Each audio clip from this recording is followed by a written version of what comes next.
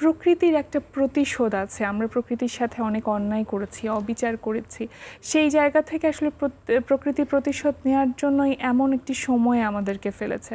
আপনার কাছে কি মনে হয়, আসলে কি সেটা সত্যি? আমার কাছেও সেটা মনে হয়, কিন্তু প্রকৃতি থেকে আসলে প্রকৃতির সাথে আমরা অনেক বেশি অন্যায় করে ফেলেছি।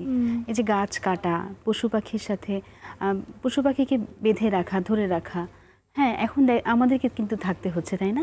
এখন কিন্তু পৃথিবীতে একদম মুক্ত আকাশ, তার মাঝে পাখি উঠছে আর আমরা গৃহবন্দী হয়ে আছি। একদম আমার কাছে মনে হয় যে প্রকৃতির একটা প্রতিশোধ এটা। এবং কিছুদিন আগে যেরকম বন জঙ্গল পুড়ে একদম ছারখার একটা অবস্থা, মানে আমাদের মধ্যে আসলে সেই মনে হয় বিবেকবোধের জায়গাটাই তৈরি হচ্ছিল না। মানুষ হিসেবে আমাদের কিছু লিমিটেশনস আছে, এই চিন্তার মধ্য দিয়ে মনে হয় আমরা পৌঁছতে পারছিলাম না।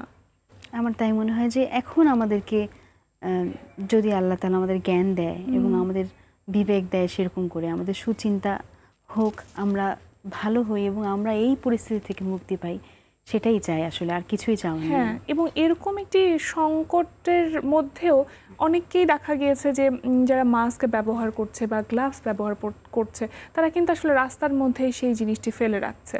তাহলে কি আমরা বলতে পারবো যে সেই বোধোদয়ের আদৌ আসলে আমাদের মধ্যে কোনো কাজ করছে বা উপলব্ধি কাজ করছে? না, সচেতনতার অভাব তো অবশ্যই আছে, কারণ সচেতন যদি না হই আমরা, তাহলে দেশকে কিন্তু বাঁচানো আমাদের পক্ষে সম্ভব হবে না। আমাদের দেশের স্বার্থে, নিজেদের স্বার্থে, পৃথিবীর স্বার্থে সচেতনও হতে হবে আমাদেরকে এবং বিবেক বুদ্ধিমান হতে হবে। এবং পৃথিবীতে আসলে আমি থাকছি, তার মানে পৃথিবীটা কিন্তু আমারই, পৃথিবীটা কিন্তু অন্য কারণ না। পৃথিবীটাকে ভালোবেসে পৃথিবীর সাথে মমত্ববোধটা তৈরি করতে হবে। শুধু দেশের সাথে আমি বলবো না, পৃথিবীর সাথে আমি বলবো, সেই মমত্ববোধের জায়গাটা থাকতে হবে। পৃথিবীর সাথে, প্রকৃতির সাথে, সকলের সাথে আমাদের একটা যে মায়া মমতার একটা সম্পর্ক ছিল, আগে যেটা আমরা দেখে এসেছি সেটা কিন্তু অনেকটা পরিবর্তিত হয়ে গিয়েছিল বলে আমার মনে হয় যে আজকের এই আমাদের পরিস্থিতি, এই অবস্থা। তো এখান থেকে উত্তরণের জন্য আমাদেরকে প্রকৃতিকে ভালোবাসতে হবে, আমাদের বেশি করে গাছ লাগাতে হবে, পশু পাখিকে ভালোবাসতে হবে, পৃথিবীর প্রত্যেকটা সৃষ্টিকে আমাদেরকে ভালোবাসতে হবে আসলে। সেটাই। আপু, এই মুহূর্তে একটি গান শুনি আপনার কাছে, আর অনেক কথা তো আছে, কিন্তু এই মুহূর্তে একটি গান শুনি।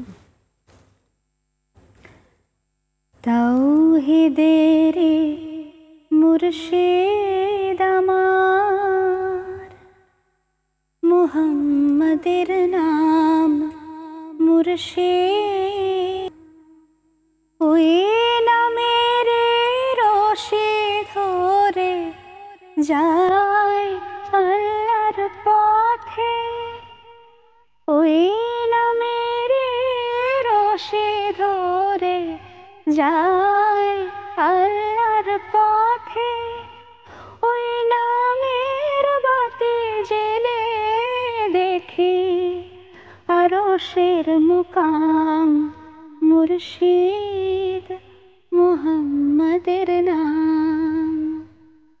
তাওহীদের মুর্শিদ আমার, মুহাম্মাদের নাম মুর্শিদ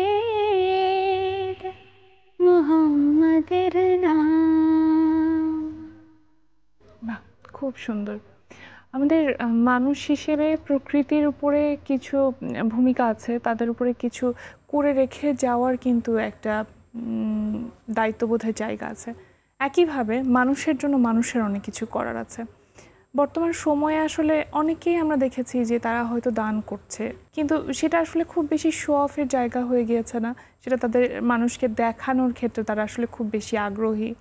এরকমই মনে হয় আসলে মানুষের জন্য মানুষকে করতে হবে, নিঃস্বার্থভাবে দান করতে হবে। যে আমরা চেষ্টা করব যে আমাদের পাশে যে না খেয়ে আছে তার খোঁজ খবর নেওয়া, তাকে খাবার দেওয়া। আমরা খাচ্ছি অথচ আমার পাশের জন খাচ্ছে না, মন থেকে যেটা দেখানোর জন্য, একদম দেখানোর কিছু নেই। কিন্তু সত্যি কথা যেটা, মানবতা বোধটা আমরা একদমই ভুলে গেছি, সেটা আবার নতুন করে আমাদেরকে শিখতে হবে। মানুষের জন্য আমাদেরকে চিন্তা করতে হবে যে আমি শুধু একা কেন বাঁচবো, আমি সবাইকে নিয়ে ভালোভাবে ভালোবেসে বাঁচতে চাই।